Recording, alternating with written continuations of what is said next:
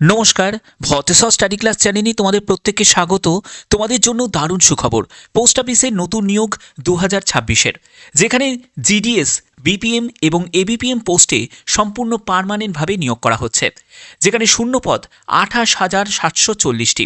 যোগ্যতা যেটি প্রয়োজন সেটা হলো মাধ্যমিক পাস, এবং তোমাদের বয়স 18 থেকে 40 বছরের মধ্যে হতে হবে।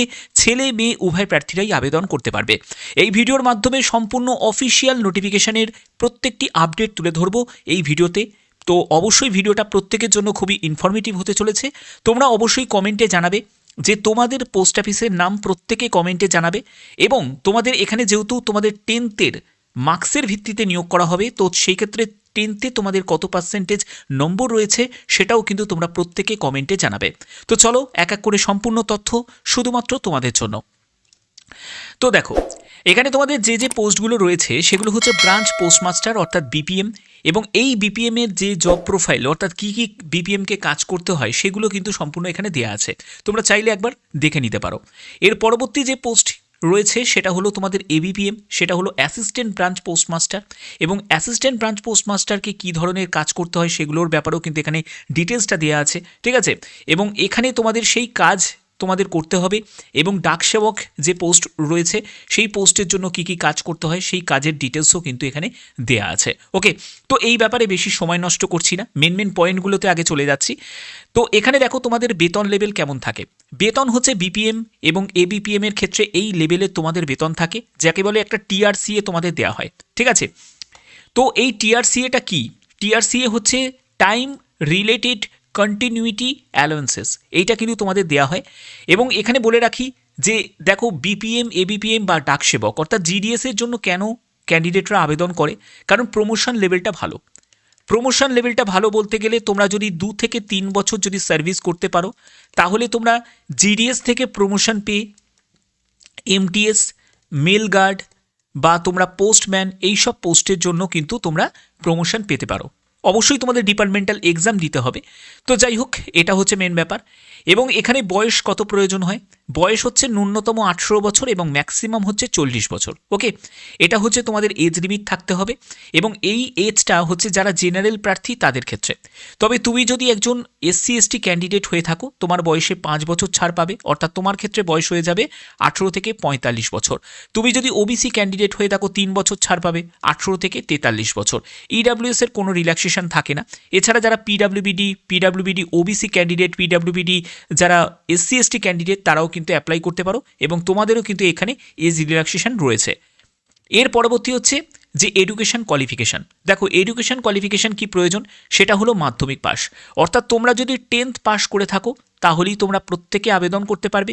তবে তোমার যদি হায়ার কোয়ালিফিকেশান থাকে তবেও তোমরা আবেদন করতে পারো, কোনো অসুবিধা নেই। এখানে 10th অবশ্যই তোমাদের ম্যাথামেটিক্স এবং ইংলিশ অন্যতম সাবজেক্ট হিসেবে থাকতে হবে।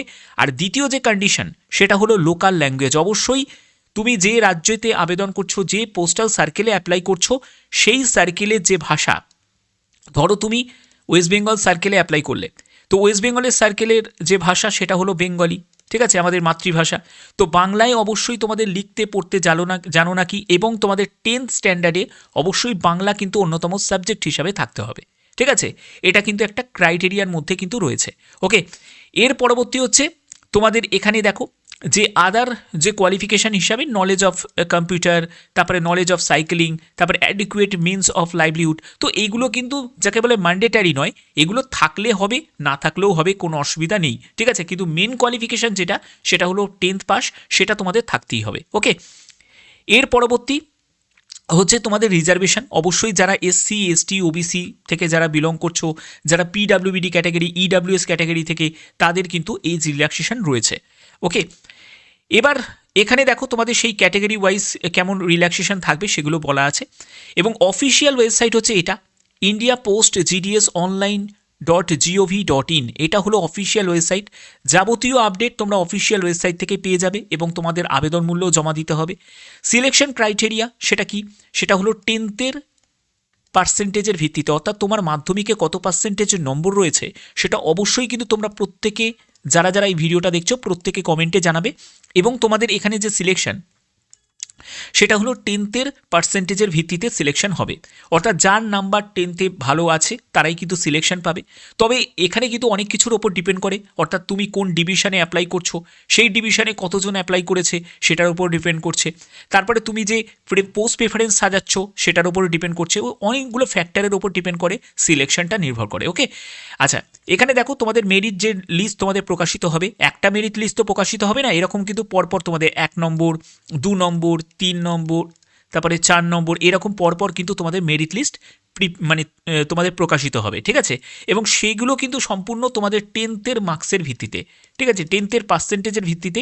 তোমরা অবশ্যই কমেন্টে জানাও যে তোমাদের 10th কত পার্সেন্টেজ নম্বর রয়েছে, এবং তোমাদের পোস্ট অফিসের নামটাও অবশ্যই তোমরা প্রত্যেকে যারা যারা এই ভিডিওটা দেখছো প্রত্যেকে কমেন্টে জানাবে, ঠিক আছে। এর পরবর্তী হচ্ছে কি আছে দেখো, এখানে তোমাদের এর পরবর্তী আমি সম্পূর্ণ ডিটেলসটা বলছি যাতে তোমাদের বুঝতে সুবিধা হয়, এবং তোমাদের ডকুমেন্টস ইন অরিজিনাল কী কী ডকুমেন্টস তোমাদের লাগবে, এই ডকুমেন্টসগুলো সবই কিন্তু তোমাদের যখন ডকুমেন্ট ভেরিফিকেশন হবে তখনই কিন্তু তোমাদের প্রয়োজন। যেমন হচ্ছে তোমাদের অরিজিনাল ডকুমেন্টস হিসাবে তোমাদের যেগুলো লাগবে সেটা মার্কশিট, আইডেন্টিটি প্রুফ লাগবে, যেখানে আধার কার্ডের কিন্তু একটা প্রয়োজন কিন্তু রয়েছে। তারপরে কাস্ট সার্টিফিকেট লাগবে, পিডাব্লিউবিডি, ইডাব্লিউএস সার্টিফিকেট, ট্রান্সজেন্ডারের যারা আছে তাদের সার্টিফিকেট, ডেট অফ বার্থের প্রুফ লাগবে। ডেট অফ বার্থের প্রুফ হিসাবে নয় 10th অ্যাডমিট কার্ড বা সার্টিফিকেট, বা তোমাদের ডিওবি সার্টিফিকেট যদি থাকে সেটা, ঠিক আছে। এরপরে মেডিকেল ফিটনেস সার্টিফিকেট, এগুলো কিন্তু সবই তোমাদের যখন ডকুমেন্ট ভেরিফিকেশন হবে তখন এগুলোর অরিজিনালগুলো এবং তোমাদের 2-3 কপি তোমাদের জেরক্স কপি সঙ্গে নিয়ে যেতে হবে। ওকে, এগুলো কিন্তু সম্পূর্ণ তোমাদের প্রয়োজন হবে। তো এই ভিডিওর মাধ্যমে সেই ব্যাপারটা তোমাদের কাছে ক্লিয়ার করে দিলাম, আশা করি ব্যাপারটা বুঝতে পেরে গেছো, ঠিক আছে। এবং এখানে দেখো তোমাদের আবেদন করার জন্য তোমাদের মোবাইল নাম্বার দিয়ে তোমাদের ওটিপি আসবে, সেটা দিয়ে তোমাদের আবেদন করতে হবে। তোমাদের ভ্যালিড ইমেল আইডি লাগবে, আধার নাম্বার এটা অবশ্যই তোমাদের প্রয়োজন আছে। তারপরে দেখো তোমাদের 10th সম্পূর্ণ ডিটেলসটা, কোন বোর্ড থেকে পাস করেছো, কোন ইয়ারে পাস করেছো, তারপরে হচ্ছে ফটো এবং সিগনেচার, এগুলো তোমাদের স্ক্যান করতে হবে। একদম সেম ফরম্যাটেই কিন্তু তোমাদের থাকবে, ঠিক আছে, নিউ নোটিফিকেশানে। এবং এখানে 100 টাকা আবেদন মূল্য লাগে, ঠিক আছে, অ্যাপ্লিকেশান ফিস হিসাবে 100 টাকা লাগে। তবে এই 100 টাকা শুধুমাত্র যারা জেনারেল প্রার্থী, যারা ওবিসি প্রার্থী, যারা ইডাব্লিউএস প্রার্থী তাদেরকে দিতে হবে। অবশ্যই যারা মেল ক্যান্ডিডেট তাদেরকেই দিতে হবে। তুমি যদি ফিমেল ক্যান্ডিডেট হয়ে থাকো কোনো আবেদন মূল্য লাগবে না, এসসি এসটিদের আবেদন মূল্য লাগবে না, পিডাব্লিউবিডি ক্যাটাগরিদের আবেদন মূল্য লাগবে না, এবং ট্রান্স ওমেনদেরও কিন্তু আবেদন মূল্য লাগবে না। ওকে, তাদের কিন্তু আবেদন মূল্যে ছাড় আছে।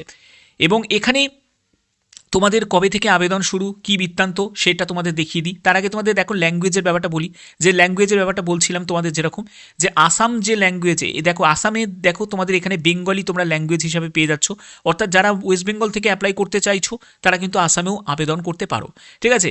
এছাড়া দেখো তোমাদের নর্থ ইস্টেও রয়েছে, নর্থ ইস্টের জন্য এখানে দেখো ত্রিপুরা, মেঘালয়, মণিপুর, ঠিক আছে, অরুণাচল প্রদেশ, এগুলো কিন্তু রয়েছে। তারপরে দেখো তোমাদের এখানে ওয়েস্ট বেঙ্গল থেকে এখানে তোমাদের বেঙ্গলি আছে ওয়েস্ট বেঙ্গলে, ঠিক আছে। তো এইখানে সম্পূর্ণ কিন্তু ল্যাঙ্গুয়েজগুলো জেনেই তারপরে তোমাদের অ্যাপ্লাই করতে হবে। এবার তোমাদের কবে থেকে আবেদন শুরু, কি ভ্যাকেন্সি, কি ডিটেলস আছে সেগুলো তোমাদের দেখিয়ে দিই। এটা হলো তোমাদের সেই ডিটেলস, যেখানে দেখো তোমাদের 20 জানুয়ারি থেকে 4 ফেব্রুয়ারি পর্যন্ত আবেদন চলবে। 20 জানুয়ারি থেকে 4 ফেব্রুয়ারি পর্যন্ত তোমরা অনলাইনে আবেদন করতে পারবে, এবং তোমাদের আবেদন মূল্য জমা দেওয়ার ডেট হচ্ছে 25 জানুয়ারি থেকে 5 ফেব্রুয়ারি পর্যন্ত তোমরা সেটা করতে পারবে। তোমাদের যদি কোনো ভুলভ্রান্তি হয়ে থাকে ফর্ম ফিল আপের ক্ষেত্রে, সেটা 8 ফেব্রুয়ারি থেকে 10 ফেব্রুয়ারি পর্যন্ত সেই কারেকশনটা তোমরা করতে পারবে। এবং ফার্স্ট মেরিট লিস্ট তোমাদের টেন্টেটিভ প্রকাশিত হয়ে যাবে সেটা 20 ফেব্রুয়ারি 2026-এ। অর্থাৎ বুঝতে পারছো এখানে সম্পূর্ণ ব্যাপারটা কিন্তু ক্লিয়ার করা আছে, একদম জেনুইন আপডেটই দিচ্ছি। এবং এখানে তোমাদের ভ্যাকেন্সি টেবিলটা তোমরা যদি দেখো যে কোন কোন সার্কেলের জন্য কত কি ভ্যাকেন্সি আছে, অন্ধ্রপ্রদেশ থেকে শুরু করে তারপরে দেখো তোমাদের আসাম থেকে শুরু করে বিহার, ছত্তিশগড়, সব মানে সার্কেল ওয়াইজ রাজ্য তোমাদের এখানে ভ্যাকেন্সি দেওয়া আছে। ওকে, এবং এখানে ওয়েস্ট বেঙ্গলের জন্য যে ভ্যাকেন্সিটা রয়েছে 2982টি হচ্ছে শূন্যপদ রয়েছে। টোটাল শূন্যপদ হচ্ছে 28,740টি। ওকে, এবং নর্থ ইস্টের জন্য শূন্যপদ এবারে দেওয়া আছে 1014টি মতো শূন্যপদ দেওয়া আছে। তো তোমরা যে সার্কেলে অ্যাপ্লাই করতে চাও সেই সার্কেলেই তোমরা অ্যাপ্লাই করতে পারো। এবং এখানে দেখো ওয়েস্ট বেঙ্গলের জন্য কত কি ভ্যাকেন্সি রয়েছে, ভ্যাকেন্সি টেবিলের সম্পূর্ণ ডিভিশন ওয়াইজ কিন্তু ডিটেলসটা দেওয়া আছে। তোমরা চাইলে একবার ভিডিওটাকে পজ করে একবার চেক করে নিতে পারো, ঠিক আছে। তো এই হচ্ছে তোমাদের সম্পূর্ণ আপডেট।